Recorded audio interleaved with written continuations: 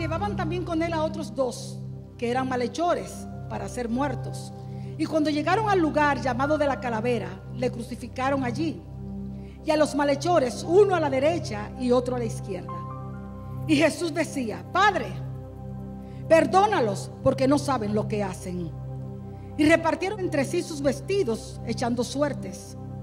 Y el pueblo estaba mirando, y aún los gobernantes se burlaban de él, diciendo: a otro salvó, sálvese a sí mismo, si este es el Cristo, el escogido de Dios.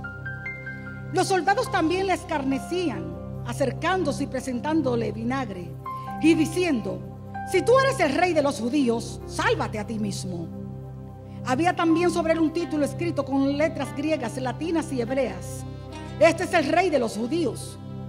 Y uno de los malhechores que estaban colgados le injuriaba diciendo: si tú eres el Cristo, sálvate a ti mismo y a nosotros. Respondiendo el otro, le reprendió diciendo: ¿ni aún temes tú a Dios, estando en la misma condenación? Nosotros, a la verdad, justamente padecemos, porque recibimos lo que merecieron nuestros hechos, mas este ningún mal hizo. Y dijo a Jesús: acuérdate de mí cuando vengas en tu reino. Entonces Jesús le dijo: de cierto te digo que hoy estarás conmigo en el paraíso. Usted recordará que cuando le hablé hace un par de semanas atrás sobre este hombre, les hablé prefigurando que él, como la fama de Jesús corría por toda la tierra, sus enseñanzas, todos, ¿no? Les prefiguré que él había escuchado hablar de Jesús. ¿Recuerdan? Que él tenía que haber escuchado hablar de Jesús, probablemente vio algo de ello. Amén. Pero en este día yo quiero hablarle de ese mismo ladrón, de ese mismo malhechor, pero desde la perspectiva, escuche bien, de que era tan malo, era un malhechor, su compañero era otro malhechor, que nunca tuvieron tiempo para ver a Jesús ni escuchar a Jesús. Nunca tuvieron tiempo para nada bueno, porque estaban muy ocupados haciendo maldad. Amén. Su ambiente era totalmente diferente. Dos malhechores, lo mismo que fuimos nosotros en otros tiempos, malhechores. Malhechores, hacíamos mal. Amén. A ellos, tú sabes, nos dicen ladrones, pero muchos de nosotros, ¿qué? Quizá usted nos robó, pero a lo mejor fue un adúltero. Quizá fue un alcohólico. Éramos malhechores. Quizá nos robó, no fue un alcohólico, no usó droga. Muchas veces catalogamos eso como los grandes pecados, pero ¿y el orgullo de tu corazón? Que es la raíz de todos los pecados, el orgullo. El orgullo te lleva al egocentrismo. El orgullo te lleva a hacerte a ti mismo tu propio Dios, ni te sometes a Dios. Amén. Entonces todos fuimos malhechores. No dan los nombres de ninguno de los dos. Cualquiera nos podemos identificar con uno de ellos. Las Sagradas Escrituras registra muchas conversiones, diferentes tipos de conversiones, desde la persona, desde el más grande al más pequeño, desde el más rico al más pobre. Las Sagradas Escrituras registra conversiones masivas. Me encanta cuando el primer sermón de Pedro se convirtieron 3,000.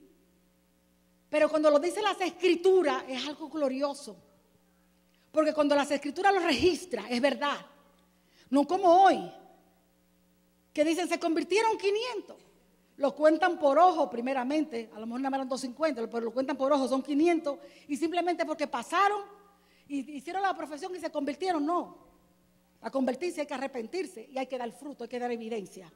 Amén. No porque se pase, pero la Biblia dice que fueron 3,000. Y eso es maravilloso porque se ve que fueron realmente convertidos de verdad. Eso estaban bien convertidos. Pero en este día vamos a tratar la vida de uno de estos dos malhechores que estaban allí colgados en aquella cruz. Amén. Dice la palabra de Dios. Quiero decirles que aunque Lucas registra uno de los malhechores, en realidad los dos malhechores injuriaban a Jesús.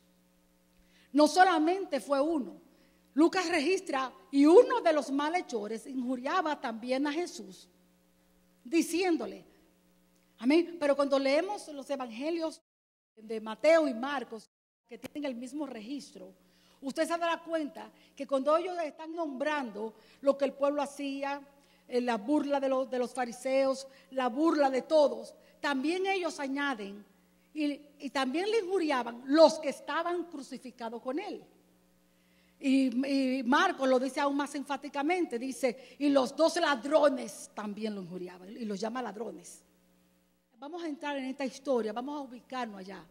Escuche bien, qué maldad y qué endurecimiento de corazón debía haber en este hombre, que a unas pocas horas, quizás menos de 2 horas para morir, se atrevía a injuriar, se atrevía a burlarse del Hijo de Dios. Amén. O sea que ese hombre, qué maldad había, aún cuando se está ya próximo a morir, que hemos visto en lo humano, ¿no? La realidad que hemos conocido es que una persona puede ser muy mala, pero cuando ya sabe que va a morir, en alguna forma se pone como blandito, ¿verdad? En alguna forma como que se ablanda un poquito y acepta que le traigan al cura, al curandero, al santero, al pastor, al que sea, porque sabe que hizo mal. Y hay algo de temor en cualquier hombre, y entienda hombre, la humanidad, cuando están a punto de morir, que aunque estuvieran negando a Dios toda la vida, aunque nunca quisieran acercarse a Dios, aunque nunca quisieran servirle, hay algo cuando están ya a ese punto que saben que van a morir, que les llena su corazón de temor. Y por eso déjame escuchar. ¿Sabe por qué? Porque Dios, dice Eclesiastés, puso eternidad en el hombre. Y hay algo que por naturaleza el hombre sabe, aunque niegue a Dios, aunque haya negado a Dios. Siempre hay ese cierto temor a lo desconocido. ¿Y qué será de mí ahora? ¿Y qué pasará conmigo ahora? Siempre hay algo dentro de sí mismo. No lo entienden, pero es el temor de que se van a tener que encontrar con su Dios cara a cara. Y no va a ser precisamente con un Dios sonriente, va a ser con un Dios airado.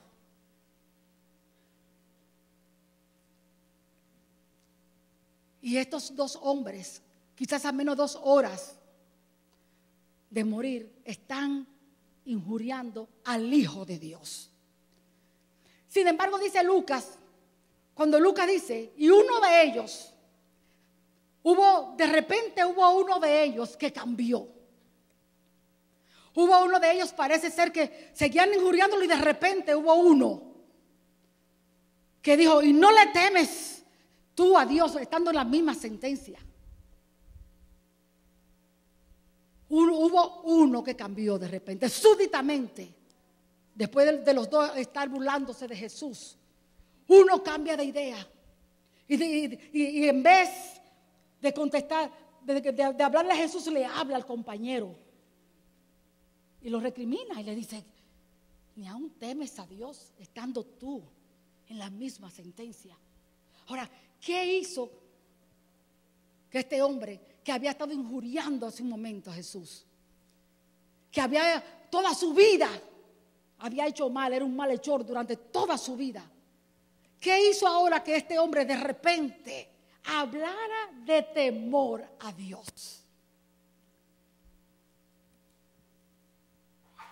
Cuando el hombre teme a Dios, siente en su corazón pesar y arrepentimiento de haber ofendido a Dios. Amén. Cuando el hombre peca y sigue mintiendo y sigue engañando y sigue haciendo, es porque no le teme a Dios. Cuando el hombre continúa siendo rebelde, siendo desobediente, es porque no le teme a Dios, no tiene temor de Dios en su corazón.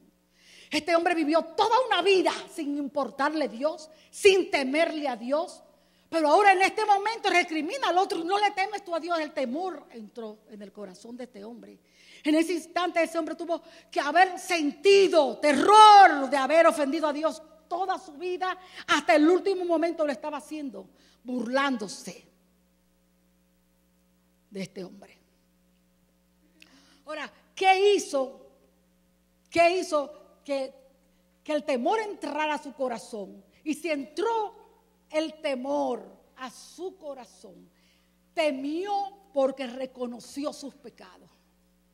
Temió a Dios porque se dio cuenta del pecado de su corazón. Pero ¿qué hizo que él temiera? ¿Qué hizo que él se sintiera pecador? No había nada alrededor que lo pudiera a él redarguir, no había nada. Jesús, un hombre crucificado allí juntamente con él, un hombre a los que los escribas, los fariseos, se estaban burlando de él. Herodes se burló de él. Los romanos se burlaban de él, que eran ¿cómo se dice? Sanguinarios, lo habían torturado. Todo el pueblo pasaba moviendo la cabeza, burlándose de él. ¿Qué fue lo que hizo que el corazón de este hombre cambiara? De Jesús mismo, ¿qué? ¿Qué había en este hombre? ¿Qué había en él para que de repente este malhechor temiera a Dios, cambiara en su corazón? De Jesús, ¿qué? Primeramente, aunque decía arriba, Rey de los judíos, él no le veía una corona resplandeciente, tenía una corona pero era de espina. Él no veía que los judíos le honraran o le rindieran pleitesía. Al contrario, lo estaban crucificando, lo estaban matando. Él no le veía un manto, no le vio un cetro. No había nada en él para que de repente él lo viera diferente, para que de repente él tuviera temor por ese hombre que estaba allí. Entonces, ¿qué es lo que realmente debió haber cambiado el corazón de este hombre, que de repente sintió temor por los pecados que él había cometido, justo hasta el último momento? Yo creo completamente segura que lo que a este hombre le batió el corazón fue cuando escuchó a Jesús decir, porque cuando ellos fueron levantados, fueron la primera palabra que Jesús habló: Padre, perdónalos porque no saben lo que hacen. Cuando una persona va a morir, siempre todo el mundo está interesado como en lo último que va a decir. Unos se interesan por lo que le va a dejar. Otros se interesan por ver qué es lo último que hay ya. Porque lo último que una persona habla cuando va a morir es lo que hay en su corazón, sus últimos pensamientos. Todo el mundo se interesa por ello. ¿Qué es lo que hay? Otras veces a ver qué experiencia está teniendo en ese momento del Señor o algo. Como muchas personas han tenido experiencias maravillosas, lindas, que tú sabes que se fue con el Señor. Amén. Siempre se está muy pendiente a eso. ¿Qué palabras hay? Jesús, antes de morir, en sus últimas horas, dijo 7 palabras. 7 palabras que hasta el día de hoy, a través de toda la historia, se predican de ellas. Si es importante lo último que podía decir cualquier persona, imagínense usted el Hijo de Dios. Qué importantes serían esas palabras ya cuando Él está para terminar ya su ministerio aquí en la tierra. Pero la primera de ellas fue: Padre, perdónalos porque no saben lo que hacen. Ahora, todos escucharon lo mismo. Todos escucharon lo mismo. Pero no todos lo escucharon igual. No todos vieron lo que ese hombre vio. No todos sintieron lo que ese hombre sintió. Él lo dijo, todos lo escucharon, los que lo injuriaban, los que se burlaban, los dos malhechores lo escucharon. Pero tiene que haber sucedido algo en el corazón de ese malhechor que lo hizo cambiar y tuvo que haber sido completamente el amor de Jesús en esas palabras cuando decía: Padre, perdónalos. Padre, perdónalos. ¿Qué pasaría? ¿Qué fue lo primerito que pasó por la mente de ese malhechor? Padre, perdónalos. Pero este hombre no parece humano. Este no puede ser un hombre común y corriente. Lo han injuriado. Lo entregaron a Pilato. Los sacerdotes, Pilato lo consideró inocente. Y como quiera lo crucificaron. Le han puesto corona de espinas. Lo han azotado. Está destruido este hombre. Han acabado con él. Si fuera yo, le diría: Padre, mándale un rayo y que los parta a todos. Él tuvo que, hermano, le describí el corazón de este hombre de maldad. ¿Usted cree que él iba a estar alineado con las palabras de Jesús en ese momento? No. Ellos los dos le injuriaban. Los dos le decían: si eres el Cristo, baja. Sálvate a ti mismo y sálvanos a nosotros. ¿Y para qué ellos se querían bajar? Para seguir haciendo maldad. Hasta el último momento. Entonces, cuando él escucha esas palabras, pidiéndole perdón a Dios, pidiéndole perdón por toda esa gente que le estaban haciendo daño. Yo estoy seguro que ese no hubiera sido el mismo pensamiento del malhechor. El malhechor le hubiera pedido que le mandara un rayo y los partiera todito. Pero el hecho de encontrarse con esto, dijo: este hombre es diferente. Primeramente sus palabras. Este hombre es diferente, este hombre no es como nosotros. Este hombre no es ni siquiera como esos que están ahí. Los vio totalmente diferentes a ellos y a todos los que estaban rodeando la cruz, a todos. No puede ser humano este hombre. Tuvo que haber sentido el amor de Jesús cuando dijo: Padre, perdónalos. Algo tuvo que traspasar su corazón. Algo tuvo, hermanos queridos. Este hombre estaba crucificado, pero no le habían partido el corazón. Este hombre estaba clavado, pero no le habían partido el corazón. Pero las palabras de Jesús: Padre, perdónalos, partió el corazón de este hombre. Hubo algo dentro de él, algo que todos los hombres, todos tenemos. Todos, aún los que no conocen a Cristo, tenemos, que Dios puso en cada uno, algo que nosotros llamamos conciencia. Por eso el que nunca escuchó el evangelio va a ser juzgado por su conciencia. La conciencia es una palabra del latín. Con significa interno, interior, adentro, ciencia, conocimiento. Es un conocimiento interno. Eso por dentro que te dice está mal, aún sin haber conocido al Señor. Amén. Hay personas que no conocen a Cristo ni le sirven y son mejores personas que muchos de nosotros. No se van a salvar, por supuesto, necesitan a Jesús. Y si han escuchado el evangelio y lo han rechazado, se pierden. Si nunca lo han escuchado, van a ser precisamente juzgados por esa conciencia. Entonces, estos ladrones eran ladrones, pero sabían que hacían mal. Habían cauterizado su conciencia, la habían endurecido. Hay muchos cristianos que endurecen sus conciencias. El Espíritu Santo les redarguye, saben que están mal y lo siguen haciendo. ¿Y van a pensar que así van a ir al cielo? No. Todo el mundo escuchó, pero solamente él fue sensible a ese impulso interno. Solamente él fue sensible a la voz de esa conciencia. Solo él fue sensible. Padre, perdónalos porque no saben lo que hacen. En ese momento se estaba cumpliendo una profecía del profeta Isaías. En el capítulo 53, en el versículo 12, donde dice que con los fuertes recogerá despojo por cuanto puso su vida hasta la muerte y fue contado entre los pecadores, habiendo él puesto su vida por muchos y orado por los transgresores. O sea que se cumplió allí esa profecía. Él estaba en ese momento orando, intercediendo y como abogado Jesús como abogado, el fundamento sobre el cual puso su defensa delante del Padre fue porque no saben lo que hacen. ¿Y qué era lo que ellos debían saber? ¿Qué era lo que ellos debían saber? Ellos no sabían que a quien estaban crucificando allí en este momento, ellos no sabían el pecado que estaban cometiendo.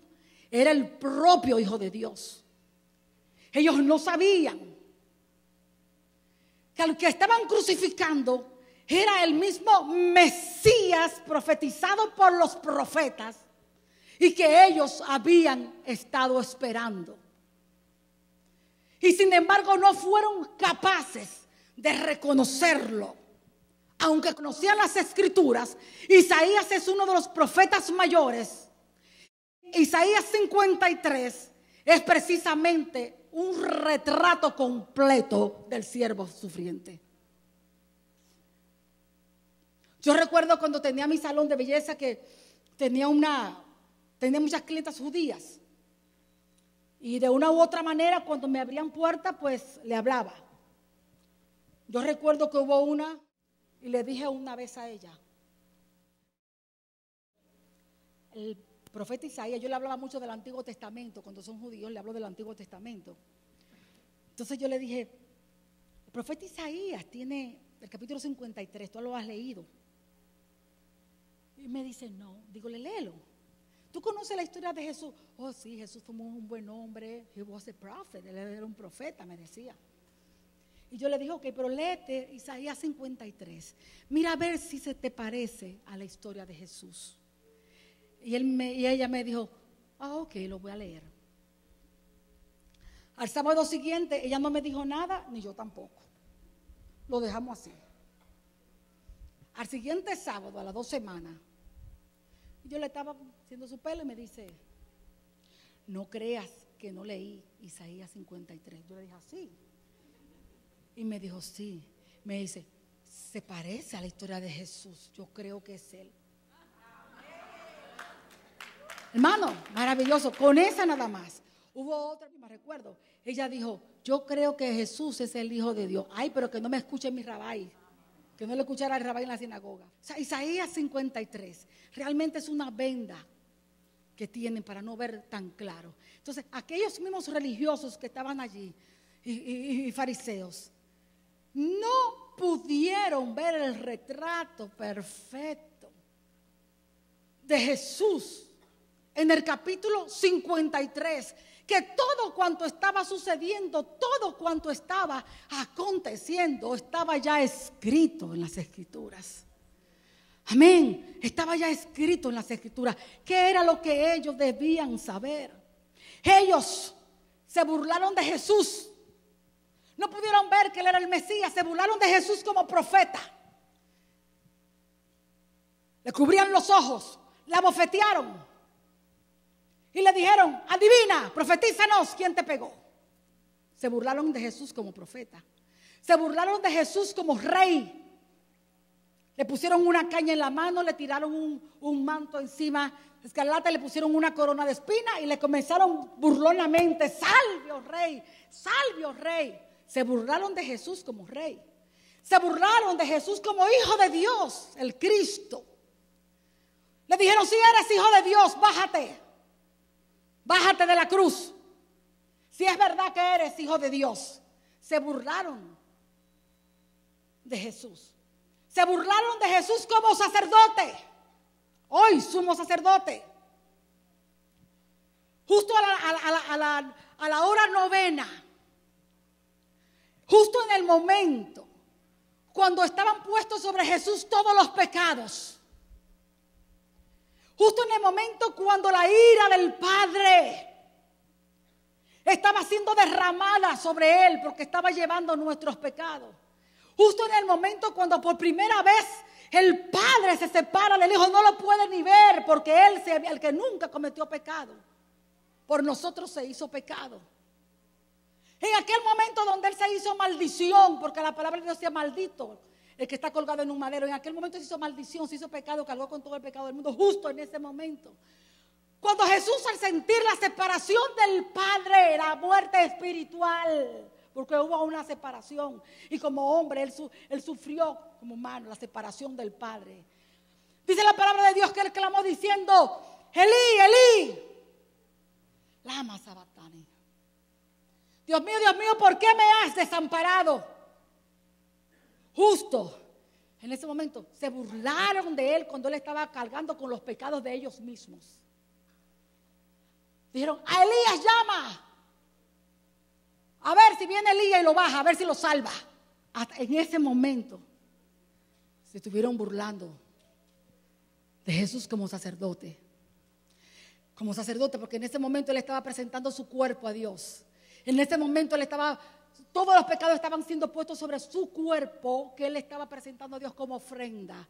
Cuerpo que el Padre había preparado para llevar todos los pecados del mundo con el único fin de satisfacer la justicia de Dios y que hoy nosotros tuviésemos perdón de pecados. Y ellos no pudieron verlo. Los religiosos, los fariseos, por sus celos, su envidia, su egoísmo, no pudieron descubrirlo en las Escrituras.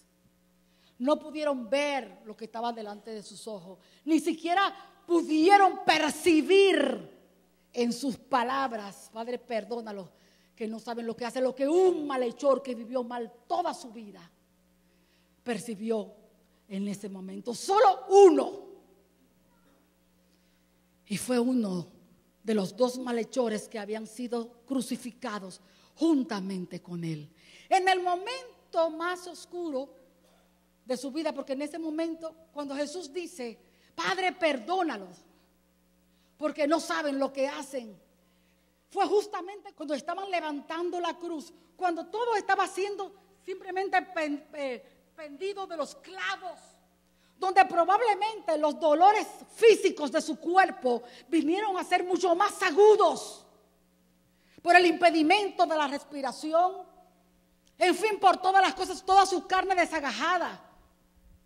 Y en ese momento también, cuando el malhechor, los dos malhechores también habían sido azotados, porque en ese tiempo todo el que crucificaban azotaban, también habían sido azotados. Estaban allí colgados, y en el momento más oscuro del ministerio de Cristo en la tierra, allí en ese momento le escuchó el Padre, porque salvó uno, levantó uno que más hundido no podía estar. Lo más hundido que podía estar era cuando se hundiera en el infierno, y de lo hundido que estaba lo levantó Jesús. Lo levantó Jesús. Padre, perdónalos, que no saben lo que hacen. Esas palabras tuvieron que romper ese hombre. Mira, hermano querido, si el amor de Dios no quebranta tu corazón, si el amor de Dios no quebranta tu vida para servirle como tú sabes que debes servirle, como Dios quiere que tú le sirvas, si el amor de Dios no redarguye tu corazón, si el amor de Dios no te seduce, si el amor de Dios no te cautiva, si el amor de Dios no te conquista para que te apartes del pecado y le sirvas a Dios en toda obra de santidad, de justicia, de la verdad, no habrá nada en esta tierra que podrá cambiar tu corazón, ni tu mente, ni tu vida. La palabra de Dios dice que con cuerdas de amor Dios nos atrajo. Si el amor de Dios por ti no te constriñe, si el amor de Dios no te impulsa a cambiar, si el amor de Dios dentro de tu corazón, sabiendo que Dios te ha amado, que podría destruirte, que te podrías morir y mandarte al infierno, y si el amor de Dios, sabiendo que todavía espera pacientemente que te vuelvas a Él, que cambies, que te da oportunidad de cambiar, que tienes propósito para tu vida, y si el saber que Dios te ama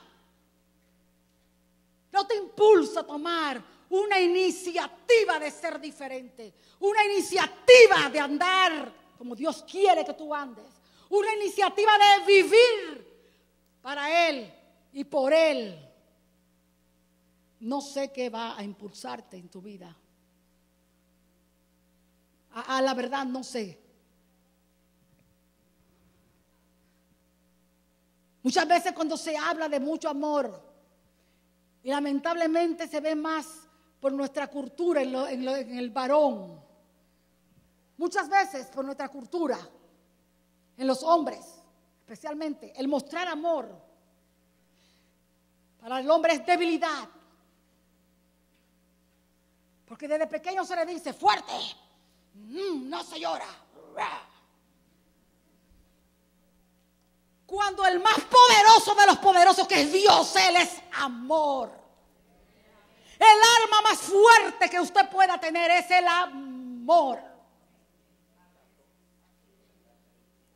Amor, con amor. Sí, por eso es que te digo que si el amor de Dios no te quebranta, si el amor de Dios no te seduce, si el amor que Dios te ha amado y te ha amado, en verdad no sé, porque esto es el evangelio, es el amor de Dios por el hombre. Este hombre no solamente sintió el temor de lo que había hecho, confesó su pecado, le dijo al otro: nosotros la verdad estamos aquí pagando lo que por nuestros hechos, pero este hombre nada ha hecho.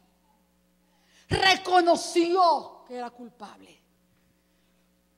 Por eso se salvó, porque reconoció. Nadie, hasta que usted no se reconozca culpable, hasta que usted no se reconozca que está fallando, hasta que usted no lo reconozca y se lo confiese a Dios, no hay perdón. Él lo reconoció. Él le dijo: este hombre nada ha hecho. Nosotros estamos pagando por nuestros hechos, pero este hombre nada ha hecho. Entonces él reconoció su pecado, confesó su pecado y creyó en Jesús. En ese instante le fue dado todo el paquete. Un instante de arrepentimiento, porque le dijo: acuérdate de mí cuando vengas en tu reino. Tuvo de una vez fe en Jesús, confió, Jesús creyó en Jesús. Todo le fue dado a este hombre en ese instante. Hablamos muchas veces, mire hermano, esta es una fe de la que poco se habla. Una fe de la que nunca se habla. Hablamos de la fe de Abraham, lo cual es hermosa. Pero Dios duró 25 años puliendo la fe de Abraham. Duró 25 años puliendo. Todavía en el capítulo 17 lo vemos sometiéndolo a prueba con Isaac. Amén. Hablamos de Moisés, un hombre de fe, pero por lo menos él vio una zarza ardiendo. Por lo menos. Amén. Vamos enumerando, vamos a ver. Pablo. Pero Pablo se cayó de donde fuera, del camello, del burro, de donde fuera. Iba montado en algo, pero se cayó. Vio una luz, escuchó la voz de Dios. Los discípulos caminaron con él 3 años y medio. Vieron milagros, vieron señales, vieron maravillas, escucharon sus enseñanzas, escucharon sus sermones. Sin embargo, toditos habían huido, toditos se habían ido. Pero este hombre nunca escuchó una enseñanza. Este hombre nunca había visto a Jesús. Nada. Unas palabras: Padre, perdónalos, porque no saben lo que hacen. Maravilloso, hermano querido. Maravilloso. Acuérdate de mí cuando vengas en tu reino. A lo que Jesús les respondió: en verdad te digo que hoy estarás conmigo en el paraíso. Maravilloso.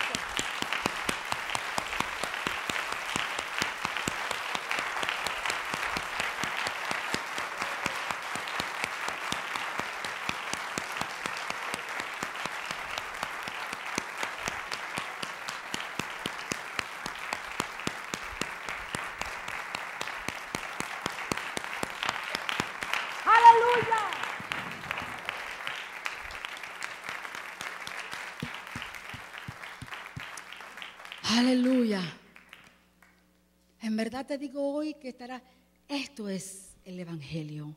Por la mañana ese infeliz era un reo de muerte. Por la mañana era un delincuente. Por la mañana iba camino, completamente camino a la muerte, a encontrarse cara a cara con un Dios airado. Y en poquitas horas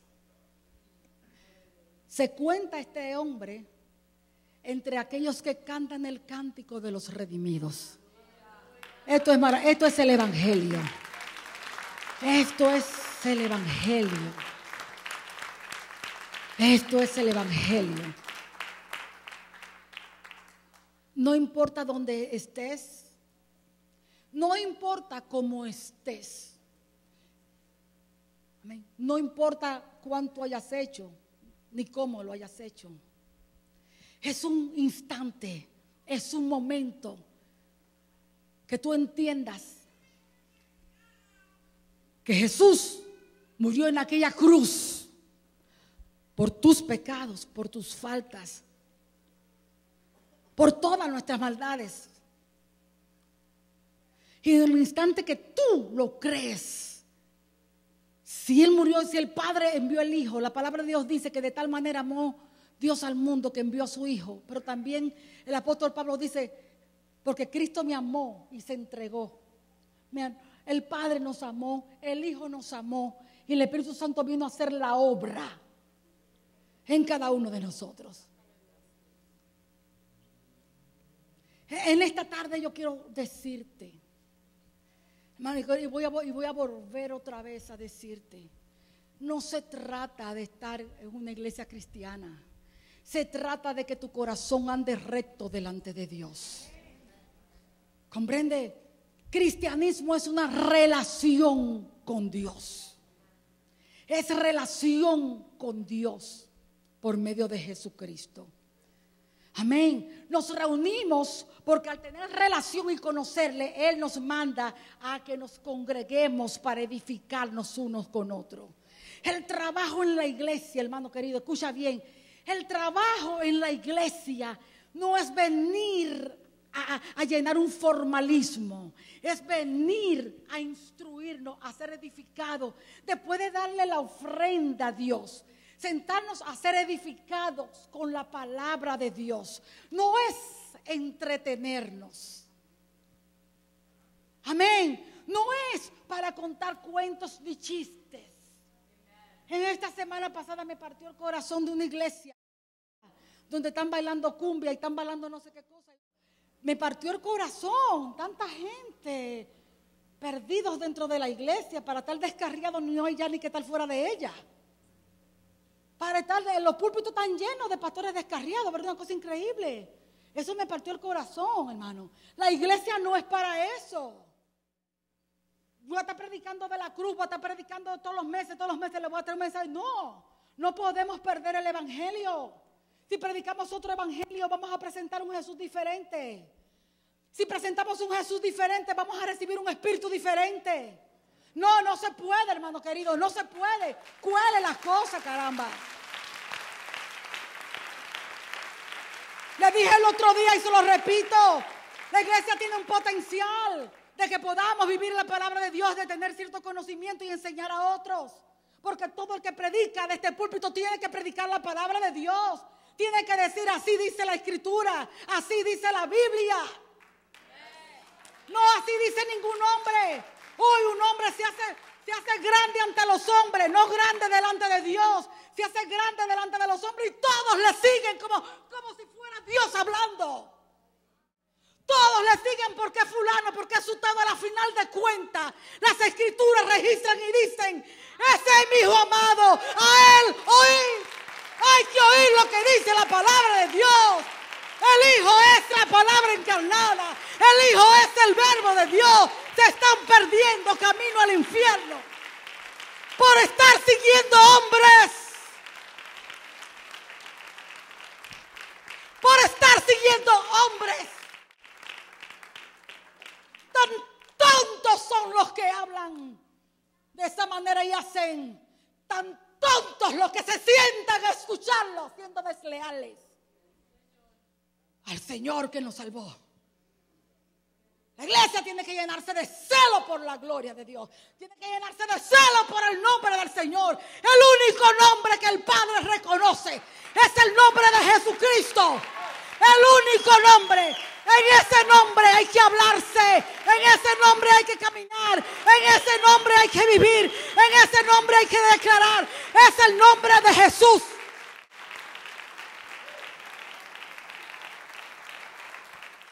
Tienen que despertar, iglesia. Tienen que despertar. Cuando usted escuche un disparate, sáquelo de ahí. Recuerden las palabras y es un espíritu. Te va a dar vida o te va a dar muerte. Y si no tienes suficiente conocimiento de las escrituras, te va a engañar. En estos tiempos, mucho espíritu de error. Hay comezones de oír. Cuando más grande es el embuste, más lo creen. Porque les endulza los oídos. Van a escuchar lo que quiere que le digan. Pero no, ese no es el camino al cielo. Ese no es. Póngase alerta. Póngase alerta. Y cuando se les habla verdad, entonces quieren tirar de religioso. Y a mí que me importa lo que le parezca la verdad. Es la verdad de lo que dice la Biblia. Júzguelo todo por las escrituras. La palabra de Dios nos dice que debemos juzgarlo todo por las escrituras. Hable quien hable, sea quien sea apóstol, no me importa. Ay, el apóstol de los apóstoles, que Jesucristo está por encima de todos los hombres. Por encima de todos los hombres. Se ha cambiado el evangelio. Y este es el evangelio, el amor de Dios por el hombre. Te hagas rico o te quedes pobre. El problema del hombre no son las finanzas. El problema del hombre es el pecado del corazón. El problema del hombre es la vida eterna. Amén. Y no le estoy diciendo que hay que hacer voto de pobreza. Aquel bendice, bendito sea Dios, qué bueno. Pero cada cosa en su lugar. Amén. Esas son las añadiduras de acuerdo y conforme al propósito que Dios tenga para con cada uno. La iglesia tiene que despertar porque el tiempo apremia. Tiene que despertar. Amén. No hemos dispuesto a sacar todo cuanto enseñamos en libro, para que tenga, es como si usted tuviera un maestro ahí. ¿Entiende? Como si usted tuviera un maestro. Están todas las citas bíblicas. Cómaselo, no va a tener excusa. Todo está explicado. Y vuelvo y le repito, no estoy haciendo, ¿cómo se dice que se me olvida esa palabra? No estoy haciendo propaganda a los libros, ¿entendió? Absolutamente, porque todo eso es de la iglesia. Todo es de la iglesia. No es propaganda.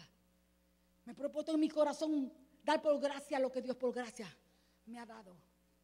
Así lo hago donde quiera que voy, quiero que sepa.